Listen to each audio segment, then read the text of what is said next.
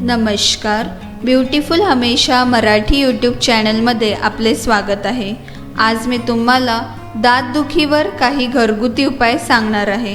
दातांची नीट काळजी न घेतल्यामुळे किंवा दात व्यवस्थित साफ न केल्यामुळे दातदुखीचा त्रास होतो। जास्त थंड, गरम किंवा आंबट खाल्ल्याने सुद्धा दात दुखतात। तर मग चला पाहूया दातदुखीवर काय घरगुती उपाय आहेत ते। पहिले आपण पाहणार आहोत हिंगच्या पावडरमध्ये थोडंसं लिंबूचा रस मिक्स करा आणि ही पेस्ट जो दात दुखत असेल त्यावर लावा। तुमचा दात दुखायचा लगेच थांबेल। यानंतर आहे लसूण हे एक नॅचरल पेनकिलरचं काम करतं। रोज लसणाच्या 1 किंवा 2 पाकळ्या चावून खा किंवा 2 ते 3 लसणाच्या पाकळ्या बारीक करून त्यात काळं मीठ मिक्स करा आणि याची एक पेस्ट बनवा। ही पेस्ट दातांवर लावा। थोड्या वेळातच तुम्हाला दातदुखीवर आराम वाटेल। यानंतर आहे काळ्या मिऱ्याच्या पावडरमध्ये थोडंसं मीठ घ्या, व्यवस्थित मिक्स करा आणि त्याने दात घासा व हिरड्यांवर त्याने मॉलिश करा।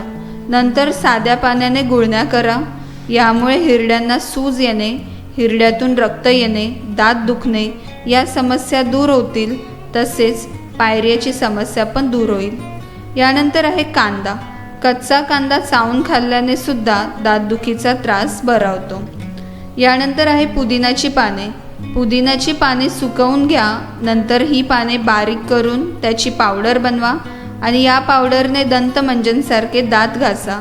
यामुळे देखील दाताचे दुखणे थांबते। लवंग सुद्धा दातदुखीवर एक गुणकारी औषधी आहे।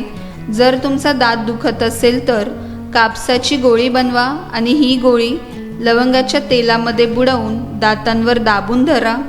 जर तुमच्याकडे लवंगाचे तेल नसेल तर तुम्ही लवंग सुद्धा दातांवर दाबून धरू शकता। असे केल्याने दाताचे दुखणे थांबते। अशा प्रकारे तुम्ही घरगुती उपाय वापरून दाताचे दुखणे दूर करू शकता। जर तुम्हाला माझा व्हिडिओ आवडला असेल तर लाईक करा आणि प्लीज माझ्या चॅनलला सबस्क्राईब करा व तुमच्या मित्रमैत्रिणींशी शेअर करा आणि तुमचे विचार मला खालील कमेंट बॉक्समध्ये नक्की सांगा। माझा हा व्हिडिओ पाहिल्याबद्दल धन्यवाद। आता आपण पाहणार आहोत पुढचा व्हिडिओ।